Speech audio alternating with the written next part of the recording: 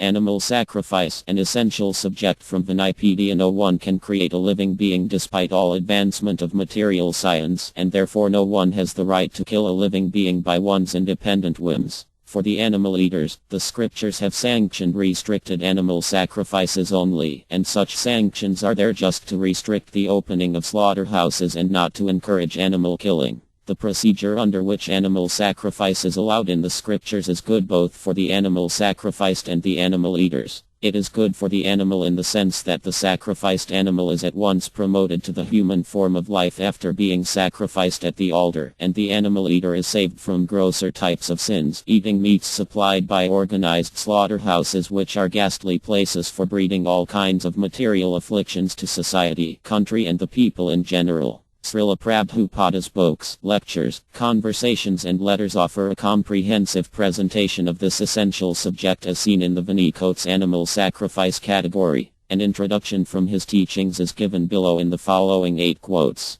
Quotes from Srila Prabhupada's teachings: the animal which is sacrificed, he gets immediately his evolutionary process developed and promoted from animal life to human life. But the man who is offering that sacrifice, he becomes responsible. These are therefore so many hymns in the Vedic literature. So whole idea is that by offering such sacrifices man is restricted from flesh eating. Bhagavad Gita Lecture, 12 August 1966, New York. For sacrificial performances many ingredients were in need, especially animals. The animal sacrifice is never meant for killing the animal, but for achieving the successful result of the sacrifice. The animal offered in the sacrificial fire is, so to speak, destroyed, but the next moment it is given a new life by dint of the Vedic hymns chanted by the expert priest. Armadbh Gavatam 2.6. 23. The killing of animals in sacrifice to the demigods, who are expansions of the Supreme Personality of Godhead, is sanctioned for those who eat meat.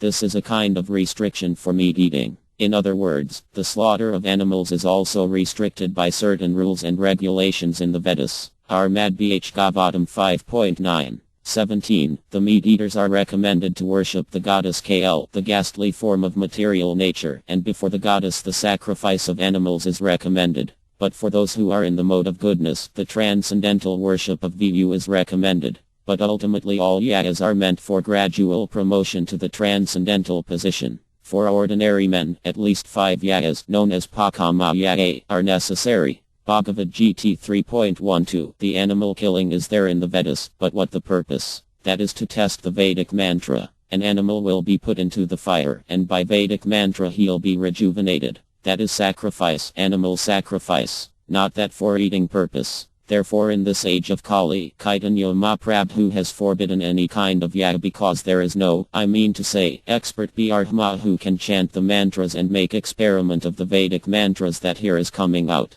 Sri Isaupaniyad Lecture, 3 May 1970, Los Angeles, a Brahma. When he's offering sacrifice, sometimes animals are sacrificed. So that does not mean that he is committing sin. This animal sacrifice was made not for eating the animals. It was for testing the Vedic mantra. Whether the Brahmas who were engaged in offering sacrifice, whether they were chanting the Vedic mantra in right way, that was tested by offering one animal and again giving the animal a new youth life. Bhagavad Gita Lecture, 11 December 1972, Ahmedabad. It is said that an animal can be killed in a sacrifice, yet some maintain that animal killing is completely abominable. Although animal killing in a sacrifice is recommended in the Vedic literature, the animal is not considered to be killed. The sacrifice is to give a new life to the animal. Sometimes the animal is given a new animal life after being killed in the sacrifice, and sometimes the animal is promoted immediately to the human form of life.